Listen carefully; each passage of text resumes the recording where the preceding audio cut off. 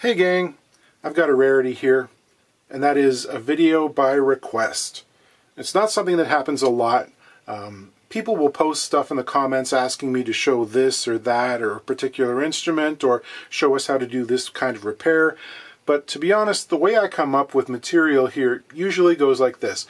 Early in the week I'll have a look at what's shown up and I'll pick the most interesting thing at hand. I try not to repeat myself too often or have a string of the same kind of instrument over and over again for both of us, because I don't want to have to say the same thing too many times in the same month and you probably don't want to watch it. But this one is for my brother Andy, who is not a guitar player, but he enjoys watching the videos, and he asked me recently why in most of the big adventurous jobs I'll get near the end and then, like magic, it's all set up and ready to go. And he wants to know what happens in between. What is a setup? What does that actually mean? So I'm going to go through an ultra-typical acoustic guitar setup from start to finish so I can say I've done it at least once. I'll try and address the minutiae as it arises. Be aware, this is what a setup means to me. This is what I'll do. If you go someplace else, you might get a different set of things done to your guitar. How much does it cost? I don't charge enough. It's been $60 for a bunch of years, and I should probably raise it to $80 to keep up with the competition. These are Canadian dollars, by the way. It could be different where you are. Big cities generally cost more. So I can already hear someone in the back moaning, just shut up and tell me the numbers. What is the correct action height? And you should dispel the idea that there are magic numbers that are the correct ones. Are we talking factory specs? Because a lot of players won't be happy with those. They're designed for guitars on a showroom wall. They're average setups, but they're high. So there's no chance that if someone's in a guitar shop, they're going to pull the guitar down and strum it and hear a rattle or a buzz, because those are very difficult guitars to sell. Each player is different, each has different needs. A lot of you would be very surprised at the actions that pro players use, a lot of them. They're going to be considerably higher than you think is normal. Each guitar is different as well. And as they get older, sometimes it's not like, what is the ideal height for something? It's, what can we get away with here, you know, given the guitar's current state. Okay, so we can talk about the preliminary inspection. First thing I'll do if someone hands me a guitar for a setup is I'll look it over for damage, and mostly so we can both agree that it's there and that you're not going to blame me for it later on. This one has got a lot of play wear on it. The patient happens to be a Martin D-28, which is the dreadnought other dreadnought guitars aspire to be. This one was made in 1995, so it's 25 years old now. And has it ever been played? There's a lot of wear on this one. Heavy strumming wear. Washboarding here down past the pickguard. It's halfway through the soundboard. It's getting towards that trigger effect. And there are a number of other small issues that also have to be addressed on this guitar which fall outside the bounds of a normal setup. I'll do those as well and show you, but I'll have to charge a little bit more for those for the time. It sounds great, actually. All told, it's in good condition, and it's been played in. It's got a nice, mature voice.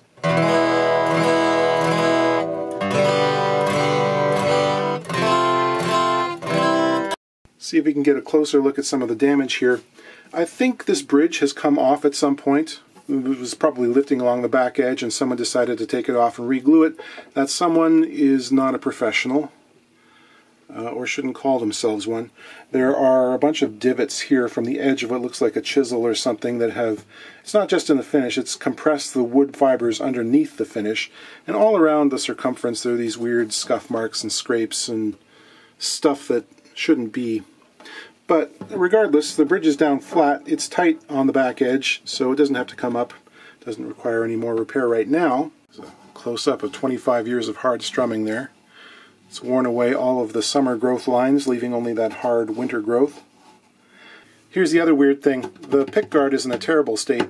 What I think happened was someone probably wanted a tortoiseshell guard, and rather than taking the old one off, they took the self-adhesive pickguard, stuck it down right over top of this black guard, and then later on removed it.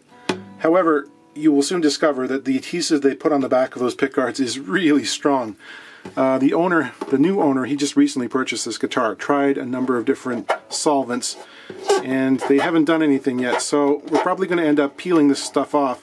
Sometimes, unfortunately, the only thing that works is just sort of losing your fingerprints for a while, rolling it back, and I have a couple other solvents I can try.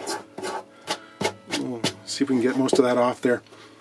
The other thing is, on the back of this guitar, the binding has come loose around the top of the upper bout here. And we're going to re-glue that in place. I suspect what happened was initially it came loose right here in the sort of the tight parts of the waist. This is the classic place for celluloid binding, although this might actually be ABS to come loose. Old guitars, oftentimes you'll see a gap between the wood and the binding and purfling here. In this case, I think someone re-glued the binding using super glue and regular masking tape. Probably put a glob of it in there and just pulled the tape over on top of the finish, not realizing that they were dragging the glue onto the back surface of the tape. It picks up in sort of a relief or a negative image all the little fissures in the adhesive on the tape, and you end up with this characteristic rough looking surface. The owner doesn't really care too much about this because the back itself has got all kinds of, buckle rash and dents and scratches and things. But we should try and re-glue this because it's in danger of breaking off at some point. There's some crackle in the finish happening on the headstock. The nut is in good shape. It's not too bad. These low frets are exhibiting some wear, particularly on the B string here. And you can also see there's some fingernail damage just starting in the first position. But it's not too bad. Not enough to worry about. So we can get into measuring the action. What is string action? That refers to the height of the string above the top surface of the frets. And on acoustic instruments, we usually measure that at the 12th fret, because that falls at the halfway point of the entire length of the string. It's a convenient place. To do that, we can use a steel ruler in the divisions of your choice. This one happens to be 64ths of an inch. Could also be half millimeters. There are other options as well. You can pick up one of these string height gauge cards from various places. These have increments of thousandths of an inch and millimeters and all kinds of things. Pick a scale that you like and use that for every instrument you measure, just to maintain some consistency. In this case, we happen to have 7/64ths on the bass and also 7/64ths on the treble. That's kind of unusual. Is that bad? Well, it might surprise you on this 25-year-old guitar to discover that Martin's factory spec for string height on the bass side of their strings is between 6/64ths and 7/64ths. So this is still technically in spec. The treble side is too high. Ordinarily we would expect between 4 and 5. Now these again are general measurements. This is playable. This might be a bit stiff, especially if you're moving up the neck, doing, finger picking, fast passages and that kind of stuff. So we'd like to take these strings down somewhat. And my personal preference, the one that I find that most people are really satisfied with, is about 5 to 5.5/64ths on the bass and around 4 on the treble. As usual, we're going to see if we can have that happen on this guitar. It might be possible, it might not. I'll turn my attention to the nut. The main thing is there has to be clearance over top of the first fret here for the strings to vibrate freely. That's the telltale sign that the nut slots have worn too low. If you're playing open strings and you're getting this weird buzzy, fuzzy sound, that's not good. We can check that by fretting at the 3rd fret, pressing down on it there, and checking to make sure there's a little bit of an air gap between the bottom of the string and the top of the 1st fret. It's a tiny, tiny measurement. Difficult to measure, but you can kind of hear it. And if you sight up from the side with a nice light colored background, you can see the string moving. Now you can measure the distance on the bass strings using feeler gauges. It's generally over 20 thousandths and you're in okay territory. This one here happens to be 22 thousandths, which is just fine. It's more difficult, of course, to measure the strings on the inside. That's where doing this test comes in handy. And on the treble side, it's considerably less. It's around 15 thousandths is a good clearance. Don't need as much on the treble side. So what could we do if the nut slots were too low? If there was buzzing? Well, we could take this nut out, make a new one, and throw this one away. That's not always easy or economical, though, especially on a Martin, because unlike a lot of other companies, rather than making the base of the nut parallel to the top of the fingerboard here, they actually angle it backwards to match the headstock angle here. So it takes longer to produce. It's an oblique angle. It's not a right angle. and a lot of judicious filing and sanding to make it fit right. We could put a shim under it. Now that's a hardwood shim. That's not, a gum wrapper or something you found, in your pocket. Hardwood shim made of veneer, which is super glued directly to the bottom of the nut. It can be shaped and sanded to the correct height, and then the string slots recut so that they're at the appropriate depth. Or, especially in a quick fix, we could fill 1 or 2 nut slots using a slurry of super glue and bone dust. Some people use baking soda. Pretty hard, and although that's supposed to be kind of a temporary fix, it actually lasts quite a long time. Most people will get a couple of extra years out of a nut fixed that way. But in this case, we're lucky. We don't have to do anything. Looking at the bridge and the saddle, I feel like we've talked about these a lot in recent videos. Mostly what I'm checking out is the height of the saddle over the top surface of the bridge, and also the break angle here. The after length of string needs enough of an angle on it to keep the string from flopping around on the top of the saddle. In this case, it looks like we've got enough saddle height to come down about a 32nd of an inch, which would do some good things. Every once in a while you'll see trolls in the comment section telling me I must never reduce the height of the saddle or the bridge because it might affect the almighty tone, and that there must always be exactly 1/2 of an inch between the bottom of the string and the soundboard, because that is the magic number. And of course, we live in the real world. Playability is a thing. If the guitar is too hard to play, it doesn't get played, and that superior tone they keep talking about will just never get heard. Martin made 4 or 5 different bridge heights, and depending on how the neck angle panned out, they would just slap on whichever one gave them enough saddle to work with. So this whole magic number thing, it was never really a thing. It's a beautiful theory. The sturdiness of the bracing, the stiffness of the top, the gauge of the strings in use, this all comes into play. Some guitars will collapse if you put that 1/2 inch string height. If I put a saddle on here that was, 3/8 of an inch tall, very bad things would happen to this guitar. So we do what we can, we work in the real world, and I'm going to shave down this saddle so the playability will be better. As I'm taking the strings off here, I'm taking note of the way in which they were installed, and I will endeavor to put the new strings on in the same fashion. This player likes, it seems, the less is more philosophy, where they go around the post once and then up, doing a little lock knot thing here. Different people have different preferences. I will try not to judge them. Some people like a lot of string wraps, pushing down towards the bottom of the string post. See if we can clean off this pick guard a little bit here. The owner said he tried alcohol, and it did nothing. So I'm going to try some naphtha.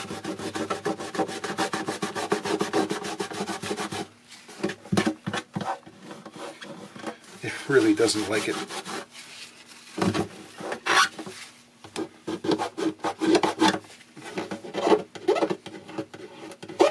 Yeah, let's do it by hand. Oh yeah, that's the sound we like to hear. Bet you it's great in headphones.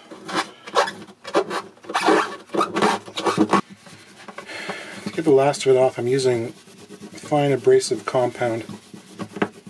Car polish, basically. Stuff is really tenacious. It's a good snug fit. That comes out. I mark the front side, and you can see that there's lots of saddle depth here. There is no undersaddle pickup in this guitar, so we don't have to really worry about that. I'm marking the amount of material I want to remove from the bottom of the saddle to lower it, and I'm being conservative. I'll sneak up on the final figure. I'll connect the dots, and then it's just a matter of sanding it down. If it's a lot of material, I'll use a disc sander. A little bit like this, I'll just use a sanding block on my shooting board. I'll reglue the loose binding. I'm just going to clean and scuff up the contacting surfaces, get some glue in there, being careful to be as neat as possible, and I'll use green painter's tape to hold this in place. You do have to be careful when removing this stuff. You want to go slow and peel it back across itself. Okay, that's as low as I want to take it. We're down to about 1/16 of an inch exposure here, which is about half what it would have had when it was fresh from the factory. And you can see that it appears like there's a little bit more saddle exposed on the treble side than the bass. That's because the bridge itself is tapered in that direction. So we could conceivably get a little bit more off on this side, which is probably what I'll do. From the side view here, you can see that there's a phenomenon which is pretty common in guitars of this age, especially bigger guitars like dreadnoughts or jumbos. There's a bit of a belly forming on the back, and there's a bit of a dip in front of the bridge. As it rocks forward under string tension, it pulls up in the back and pushes down in front. That means that the back side of this bridge is actually taller than the front, and the string holes have risen slightly in relationship to the saddle. That means that we're losing a little bit of downward string pressure there as we've lowered the saddle. So I think it's a good idea to cut some string slots for those upper strings, just to make sure that there's enough downward break angle. Is this part of a setup? Maybe. You know, normally I would do it. I'd throw it in. Like, I want to optimize it. You know what I mean? I'm using a square here held against the front edge of the bridge to mark out the string slots centered on the bridge pin holes. Of course, this operation is changing the bridge slightly. It won't be original, but it will function better. And in this case, this is a player's guitar. You want it to play as well as possible. It's not a museum piece. I don't feel bad about altering a bridge to do this. There are a number of different ways of doing this. You could use a saw. Some people try and file them. I prefer a 1/16 of an inch carbide burr in a Dremel tool. And these are ramps rather than slots. They don't go all the way through the bridge. The main thing is trying to keep them square and accurate and not wandering off too far, because that could mess up the string spacing.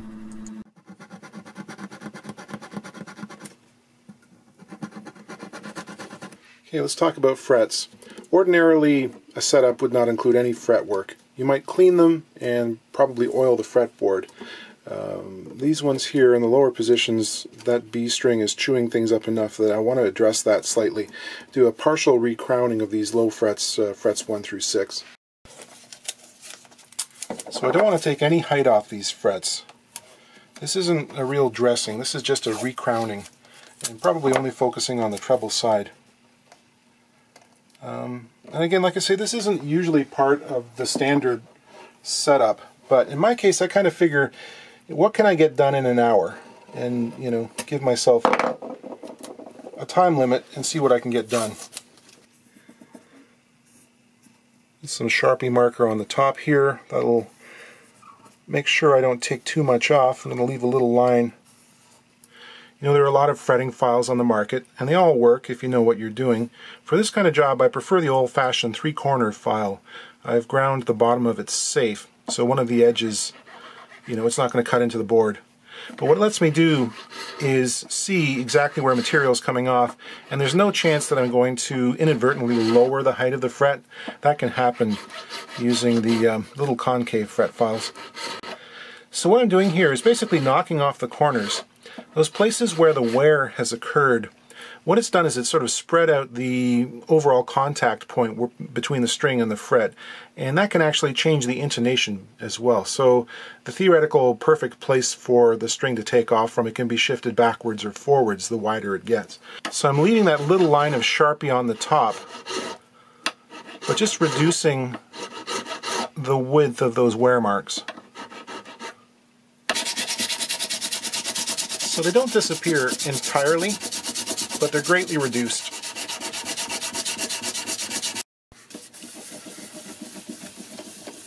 Just applying a coat of lemon oil here. Why do I like lemon oil and not linseed oil? Because most people apply the linseed oil way too heavily and they don't get enough of it off the surface. Over time it develops a skin. It builds up into this really dark, snotty, awful appearance. Polymerizing oils like linseed oil or tung oil, they're fine when you're building a guitar for the first initial coat or two. They help to seal in whatever moisture is there during the first couple of seasons when the guitar is really active and moving up and down and the fingerboard is expanding and contracting a lot.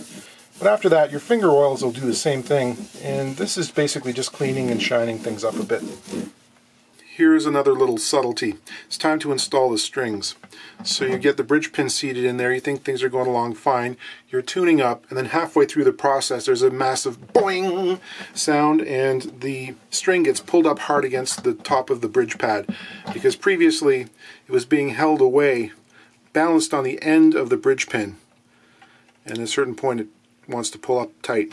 There's a way of fixing that. The other thing is sometimes you get the strings in a tight hole and no matter what you do, it doesn't want to come off the end. It sort of sits there, and rather than seating, it'll pop out again. So here's the trick. I'm going to put a little bevel on the base of the bridge pin. So I just position my chisel about 1/16 of an inch away from the end and poop, chop through at an angle. That'll get rid of that problem, and then just sand off any little whiskers of plastic.